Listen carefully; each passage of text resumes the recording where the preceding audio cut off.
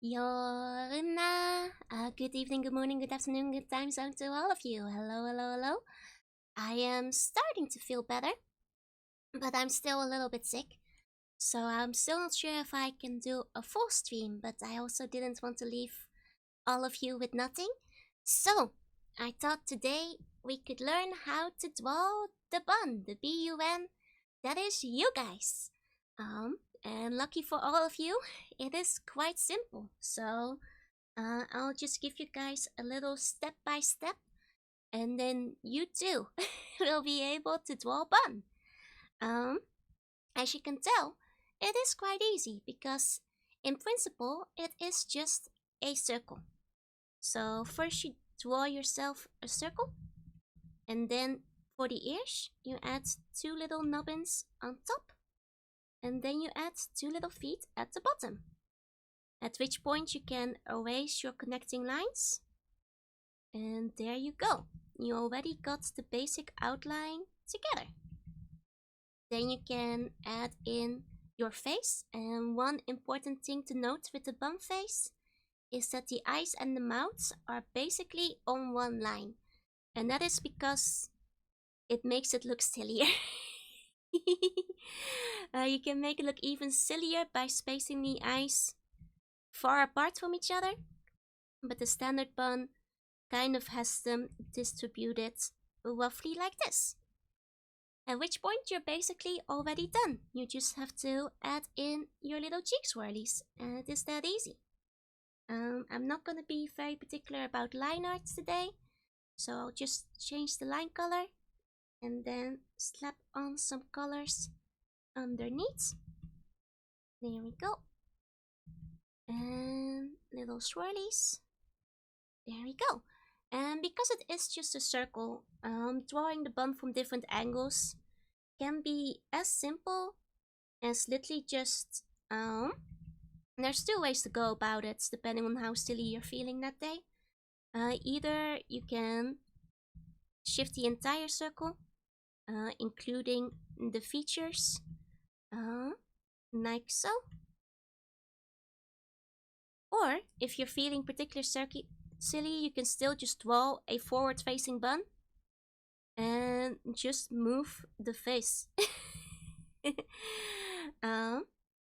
Because it is a very simple circular design, the location of the face will kind of wind up indicating where the bun is looking. And if you don't feel very comfortable drawing perspective, then literally just changing the position of the face is enough. It's a very silly cartoony design. So you could even, actually have the eyes popping out if you really felt like going a little crazy. Because it is that simple. So that would be the same as before. You just like erase your little connecting lines, clean things up a little bit. There we go. This one's a little bit messy because I put like the little face line in it. But really, it is fairly simple. And that is like the most basic of buns that you can think of for any particular angle. But of course, you can get a little bit more creative than just the standard bun if you feel like doing so. Let me just wrap these up. God, they're very messy, but that's okay. I'm just kind of giving you guys an idea of how you could draw these quickly if you so desire. So then the next step is thinking about buns in different situations, because it's a circle doesn't mean that it always has to be a circle, because buns have no bones, and if you have no bones, you can squeeze the circle. So, for example, in here, if I say I'm hugging the bun, you kind of get this kind of shape where it's like, if you imagine, oh sorry, my hand got a bit shaky. If you imagine like a water balloon, this is where there's like, the arms squeezing around it. So it kind of just conforms to gravity. And you can kind of deform the circle a little bit. If you were to squeeze it a lot tighter, it might wind up looking a little bit more like pinched in the middle. Oh. And it might also look a little bit more distressed.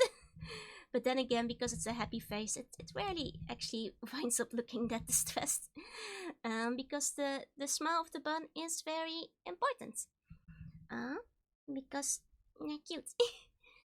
So, and the other thing is, because they're boneless, it means you can kind of squish it, which you can see in this example here, where if, say, you threw a ball at it, it would just conform to the shape of the ball, and then strike it right back, basically.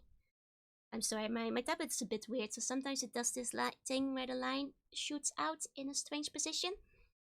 But yeah, so that's the basic idea of squeezing the circle. It also means that if you want to make a bun, you might already be able to guess they are able of shape-shifting to a certain degree. So shape is all relative. It also means that you don't necessarily need the legs. If you want a bun that is just kind of sliding along, they can pull the legs inside of the body, and then you can get more of a jelly-like texture. So rather than a strict circle, you can make, you know, something kind of wobbly if you feel like it. You know, whatever is necessary to slip under a door or fly through the sky. And most importantly, you can add limbs if you want to, or remove them. Like I said, you can remove the legs, or famously, you can add the arms if you want the bun to be very intimidating. And very intimidating and cool. And you know, it might raise some questions like, if the bun could play games, how would the bun play games? Like, let me take some examples. So, you know, if we take our basic bun with nothing else attached to it, you might be like, the basic bun has no arms, so perhaps it plays games by biting the controller. And that is fine, that the bun can do that if it wants to. But if you could also say, the bun can shapeshift its bouncy little squishy body, so it could make little nubbin arm to play the games with if it would so desire. So, like that. Give it a little controller in the middle. Kind of starts looking a bit like Kirby. Or, you know, if you really need to get through that one part of Star Fox where you have to mash the buttons, you could say the bun could take out the big arms for playing the games. And hold the controller a little bit like this, with the big musculature. You know, it is all up to you, because the bun can shapeshift however it wants, as long as it's still vaguely recognizable as being a bun. So let me show you guys like that. Let me just add the swirlies real quick. Very, very simple. Because the design is very simple, you don't have to spend a lot of time on the rendering or the coloring. But yeah, so how would the bun play games? All the ways, because there are many, many different buns. Because like I said, because you can shapeshift, there are many buns, and if you wanted, for example, your bun to look a little bit like this, that is technically possible. It would be a very silly bun, but they can be just like that if you so desire. I mean, you could even have a square bun, but just know that being a cube might be a crime, but it is possible. is possible. But you might go to jail. You might go to jail. There we go. And oh, keep accidentally coloring the horns by accident. There we go. So that is basically my bun tutorial. The bun can be any kind of bun as long as it's a bun. And it is hopefully, I think, fairly easy to draw. So if you felt like drawing along, I hope you enjoyed yourself. And if not, well, I hope that this was still a fun video.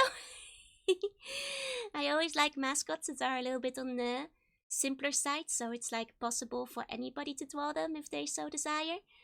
And this is a basic guide on how you can do that.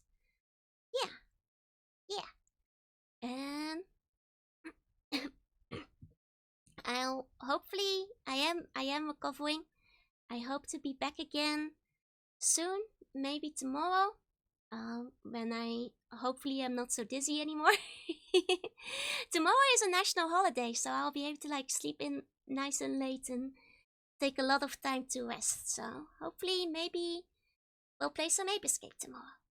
And then, you know, I guess the bun could also wear the monkey hats if the bun wanted to. That doesn't look much like a monkey hat. I think if I made it red, there we go. There we go. Now you know. It is the monkey hat. And maybe tomorrow I'll go and catch it with my net. that is me hiding behind the bun. You can barely see me because I did not plan this out. Yeah. So that is that for today. Thank you all so much if you're watching this video, and I hope to see you again soon. Until then, bye bye bye bye bye. Bye bye.